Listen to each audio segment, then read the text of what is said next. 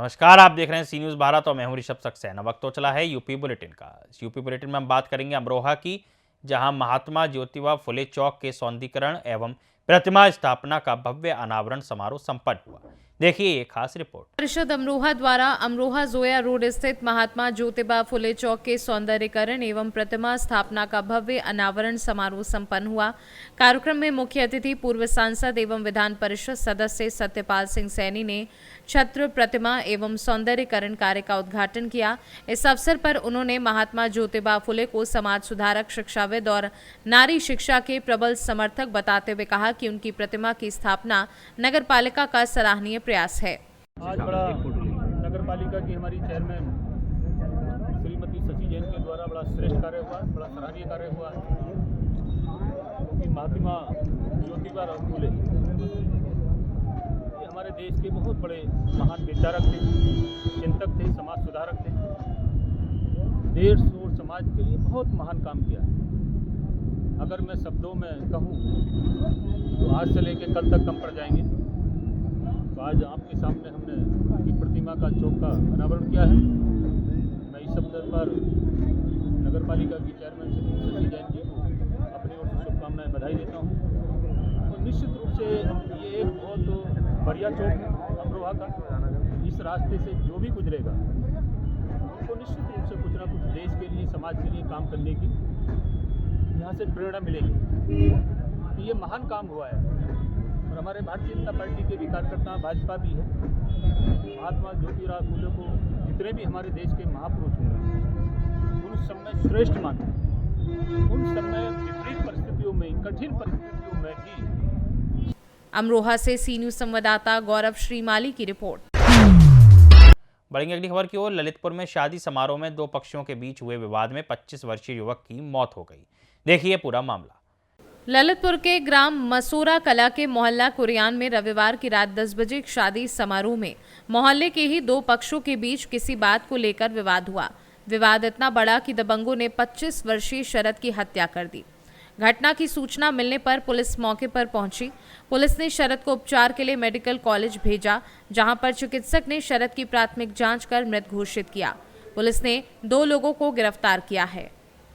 थाना कोतवाली के ग्राम मसौरा कला से दो पक्षों के मध्य विवाद की सूचना प्राप्त हुई, जो एक ही समाज के रहने वाले थे। इस पर तत्काल स्थानीय पुलिस मौके पर पहुंची तो वहां शरद पुत्र स्वर्गीय रामकिशन घायल अवस्था में पड़े हुए थे। उन्हें तत्काल उपचार हेतु जिला अस्पताल भेजा गया, जहां डॉक्टर्स के द्वारा मृत घोषित उन्हें कर दिया गया। पता चला कि मोहल्ले में ही शादी समारोह था, जिसमें दोनों पक्ष वहां उपस्थित थे। किन्हीं कारणों से उनके मध्य विवाद शुरू हो गया था। जो मुख्य आरोपी हैं उनको हिरासत में ले लिया गया है। पूछताछ कर आगे की अग्रेतर विधिक कार्रवाई अमल में लाई जा रही है। ललितपुर से सी न्यूज़ संवाददाता विकास सोनी की रिपोर्ट। बढ़ेंगे अगली खबर की ओर। ललितपुर में चोरों ने शादी समारोह से लौट रही 2 महिलाओं के सूटकेस से 40 तोले से ज्यादा सोने के गहने उड़ा लिए। क्या कुछ पूरा मामला है, देखिए इस खास रिपोर्ट में। ललितपुर के बिरधा क्षेत्र के अंतर्गत ग्राम मगरपुर की रहने वाली 2 महिलाएं गई थी छतरपुर शादी समारोह में।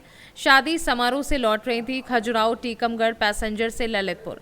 महिलाओं ने बताया कि टीकमगढ़ से 2 अज्ञात चोर ट्रेन में चढ़े। मौका पाकर चोरों ने सूटकेस में रखे 40 तोले सोने से ज्यादा के आभूषण की चोरी की।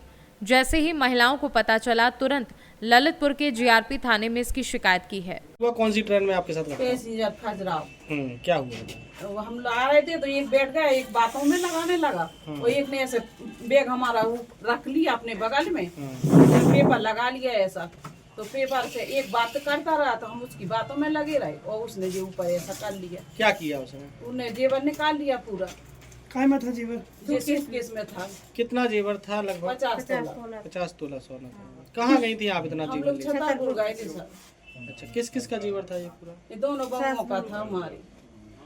लेकिन कहाँ से कहाँ आ रहे थे आप लोग? हम लोग छतरपुर से आ रहे थे ललितपुर। कहाँ पे बैठा था वो? कहाँ पे बैग उठाया था आपका? बैग उसने जैसे ही बैठा ऐसे पैर फैलाए तो उसने सामने रख लिया हमारे। कहाँ पे कौन सा स्टेशन था? थोड़े ही आगे टीकमगढ़ से चली से। अच्छा, वो कहाँ उतरा फिर? वो उतरा तो इधर ही है ललितपुर में। वो कहने लगे आप परेशान नहीं हो और बहुत रुकती है कल ट्रेन।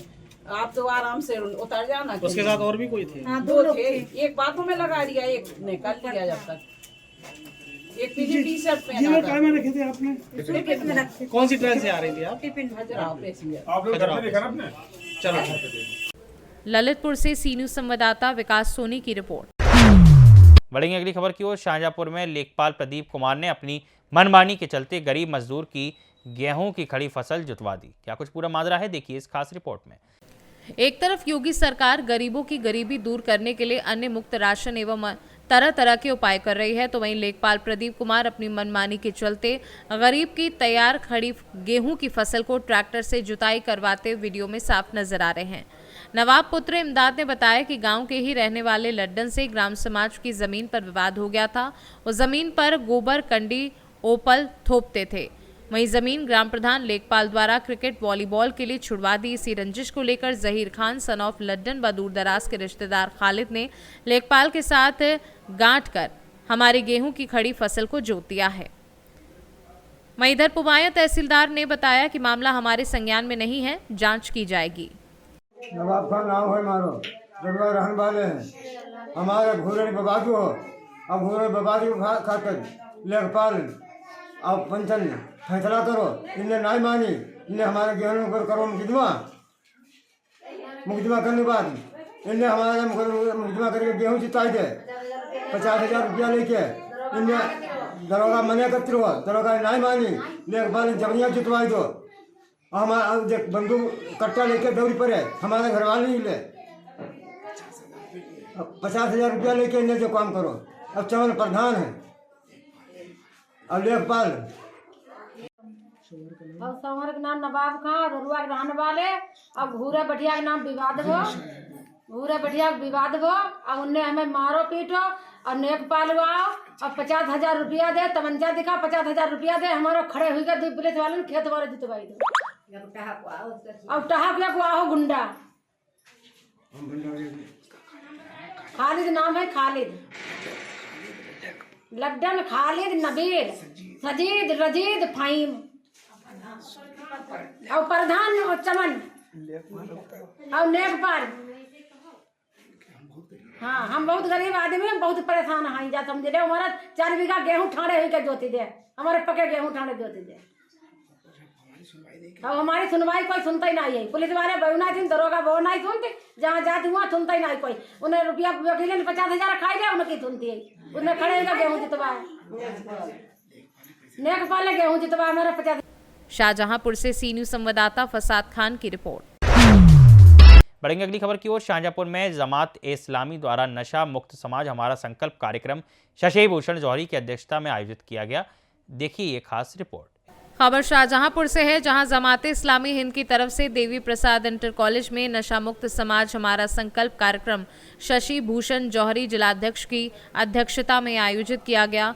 फखरे आलम ने महफिल में बैठे लोगों को बताया, नशे को देश से मुक्त बनाने के लिए हर व्यक्ति के अपने स्तर पर प्रयास करना चाहिए और इससे होने वाली हानियों के विषय में जानकर खुद को इससे दूर रखना चाहिए। सरकार ने भी नशे पर प्रतिबंध लगाया है और यदि कोई भी व्यक्ति नशा करता या नशीले पदार्थ बेचता हुआ पाया जाता है तो उसे सजा दी जाएगी। शशि भूषण जौहरी जिलाध्यक्ष ने सभी लोगों को नशा मुक्त समाज हमारा हम आप संकल्प लें, इसी तरह नशा मुक्त समाज हमारा बन जाएगा, ऐसी अपील की किया गया। तो यहाँ पे जो है लोगों को प्रेरित भी किया होगा। अपने पहले तो सबसे पहले अपना परिचय देते हुए कार्यक्रम में किस तरीके से लोगों को प्रेरित किया और आगे भी आपका क्या कदम रहेगा बोल दीजिए। मेरा नाम रफ़ीकुज़्ज़मा खान है और मैं मुरादाबाद से आया हूँ। ये जो अभियान पश्चिमी यूपी में चलाया जा रहा है, इसका मैं सह संयोजक हूँ। तो जमात इस्लामी हिंद उत्तर प्रदेश पश्चिम ने ये फैसला किया है कि 14 फरवरी से 23 फरवरी 2025 तक हम नशा मुक्ति अभियान चलाएंगे। आज अगर हम अपने प्रदेश वासियों की हालत पर गौर करें, ख़ास तौर से हमारी जो युवा पीढ़ी है वो नशे में घिरती चली जा रही है।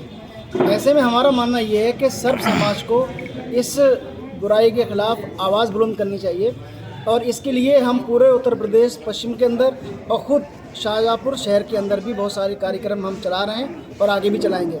हम पश्चिमी यूपी के अंदर बहुत सारे अवेयरनेस कार्यक्रम, सिंपोजियम, सेमिनार खुतबात जुम्मा, पब्लिक मीटिंग, इन्फ्लुएंसर्स की मीटिंग, इसके अलावा मीडिया में, सोशल मीडिया में पोस्टर्स, बहुत सारी बाइट्स और इस तरह से लोगों की काउंसलिंग, जो नशा मुक्ति केंद्र हैं वहाँ की विज़िट, नुक्कड़ सभाएँ, तो लोगों से सामूहिक और व्यक्तिगत मुलाकातें, बहुत सारे काम इस अभियान के तहत हम पूरे उत्तर प्रदेश पश्चिम के अंदर चला रहे हैं। और हमारा मानना ये है कि अगर आप लोगों का सहयोग रहा, हमारे मीडिया कर्मियों का, भाइयों का, तो इस अभियान, हमारी जो आवाज़ हमने एक उठाई है, इस आवाज़ को हम एक बड़े पैमाने पर सर्व समाज के साथ लाना चाहते हैं।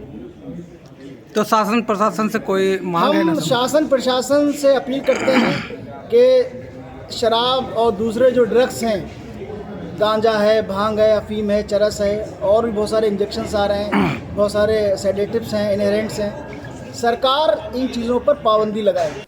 शाहजहांपुर से सी न्यूज़ संवाददाता फसाद खान की रिपोर्ट। इस बुलेटिन में फिलहाल इतना ही। देश और दुनिया की तमाम खबरों के लिए आप देखते रहिए सी न्यूज़ भारत।